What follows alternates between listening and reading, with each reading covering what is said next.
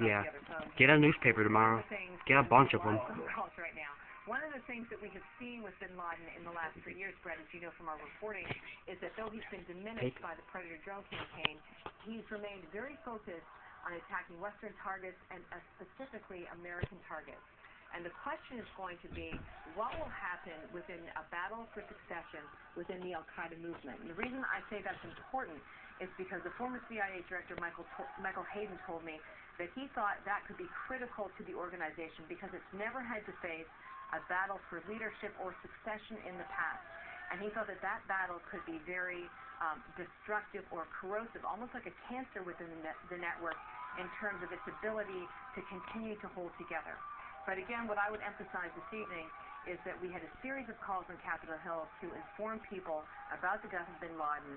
Number two, this information that people had to at least anticipate or be prepared for evidence of some sort of retaliatory or follow-on attack. That's always sort of been in the minds of counterterrorism officials here in the United States. And I think thirdly, what does this mean for the al-Qaeda network now that Bin Laden is gone? What will a battle for succession mean within the network, and will the network be able to survive that? As you know, what we've seen with the affiliates like al-Qaeda in Iraq, with Abu Musab al-Zarqawi, when he was killed in Iraq back in 2006, there was sort of a spike in activity and attacks, but then the network never really fully recovered because they weren't able to replace that charismatic figure. And that may well be the case with the al-Qaeda network that we see today, Brett. Catherine, thank you very much. Well, many people are looking at a video just outside the White House as crowds are gathering now to celebrate the death of Osama Bin Laden, which is obviously a major historic point in the war on terrorism. The president mentioning that, using those very words, saying tireless and heroic work by the U.S. military and the intelligence community have resulted in this. Greta Van Susteren here, some thoughts.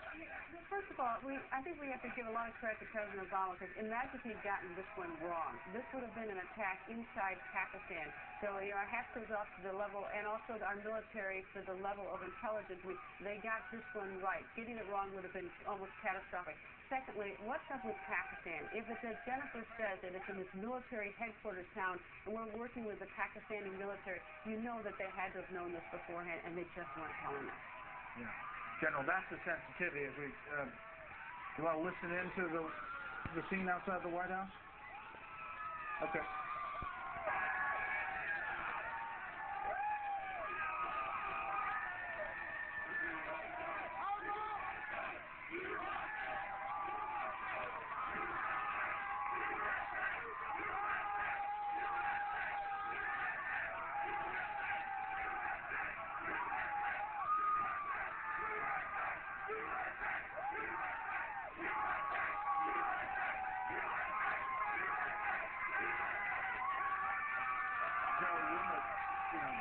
Couch all of this, because as Catherine mentioned, I mentioned it earlier, obviously there's a lot of emotion. There's a lot of people that are very happy that this day came, and it's spilling out into right in front of